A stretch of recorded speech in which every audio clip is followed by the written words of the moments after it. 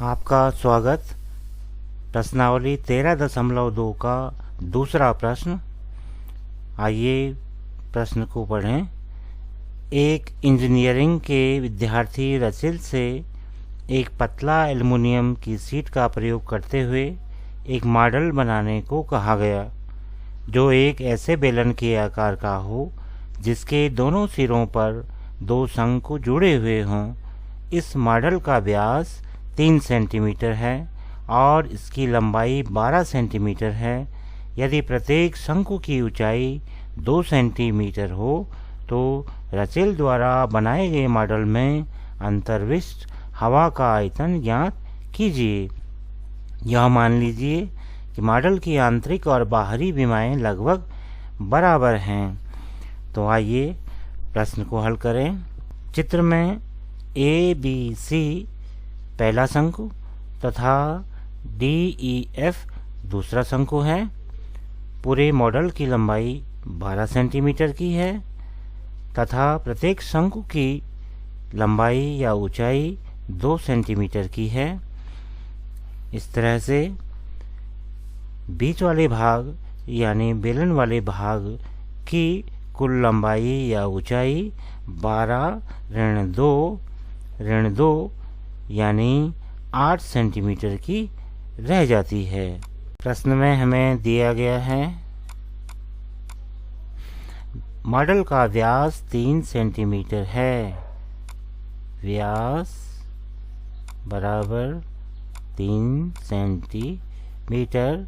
तो हम लिख सकते हैं त्रिज्या बराबर 3/2 सेंटीमीटर या 1.5 सेंटीमीटर। मॉडल की लंबाई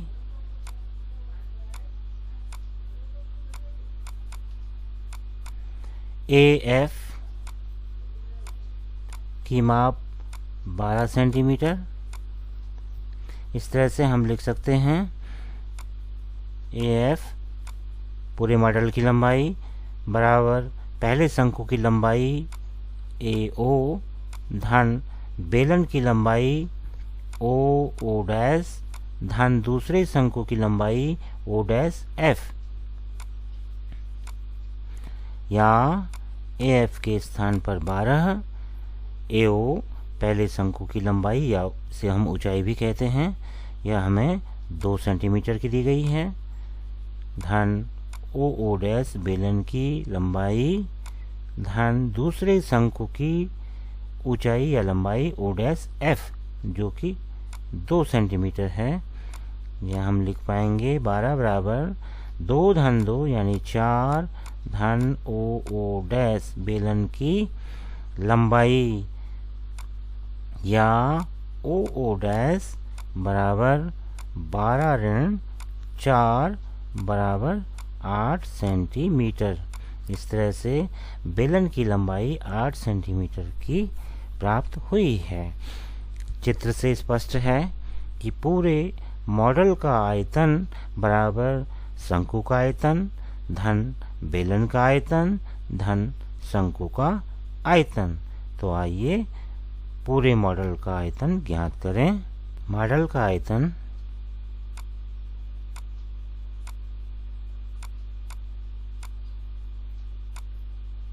बराबर शंकु का आयतन धन बेलन का आयतन धन शंकु का आयतन। या लिखा जा सकता है 1/3 पाई r स्क्वायर H1 धन पाई r स्क्वायर H2 धन पाई r स्क्वायर H1। यहाँ H1 शंकु की ऊंचाई तथा H2 बेलन की ऊंचाई है। आइए पूरे मॉडल का आयतन ज्ञात करें। लिखा जा सकता है पूरे मॉडल का आयतन बराबर 1/3 पाई r स्क्वायर H1 धन पाई r स्क्वायर H2 धन पाई आर स्क्वायर H1। यहाँ हम 3 को लॉस और ले सकते हैं। इस तरह से अंश में हमारे पास पाई आर स्क्वायर H1 धन 3 पाई आर स्क्वायर H2 धन पाई आर स्क्वायर H1 प्राप्त होता है। या अब हम 1/3 पाई आर स्क्वायर को उभयनिष्ठ ले सकते हैं। इस तरह से पहले पद में हमारे पास H1, दूसरे पद में 3H2 धन तीसरे पद में H1 कोष्ठ के अंदर शेष रह जाता है। या 1/3 पाई आर स्क्वायर कोष्ठ के अंदर 2H1 धन 3H2 शेष रहेगा।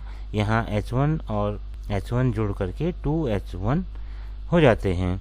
आगे लिखा जा सकता है पूरे मॉडल का आयतन बराबर 1/3 गुणा 22/7 गुणा R और R का मान 1.5 सेंटीमीटर है।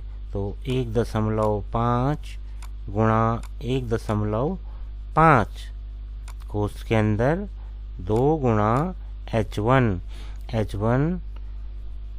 शंकु की ऊंचाई, पहले शंकु की ऊंचाई यानी 2 सेंटीमीटर धन 3 गुणा H2 बेलन की ऊंचाई या लंबाई है जो कि 8 सेंटीमीटर के रूप में है। इस तरह से आगे हम लिख पाते हैं 1/3 गुणा 22/7 गुणा 1.5 गुणा 1.5 यानी 2.25 और कोष्ठ के अंदर 2 गुणा 2 यानी 4 धन 3 गुणा 8 यानी 24। या इसे हम लिख सकते हैं 22/7 गुणा 3 का भाग 2.25 में देंगे तो 0.75 गुणा कोष्ठ के अंदर 24 धन 4 यानी 28। या लिखा जा सकता है पूरे मॉडल का आयतन बराबर 22/7 गुणा 0.75 गुणा 28।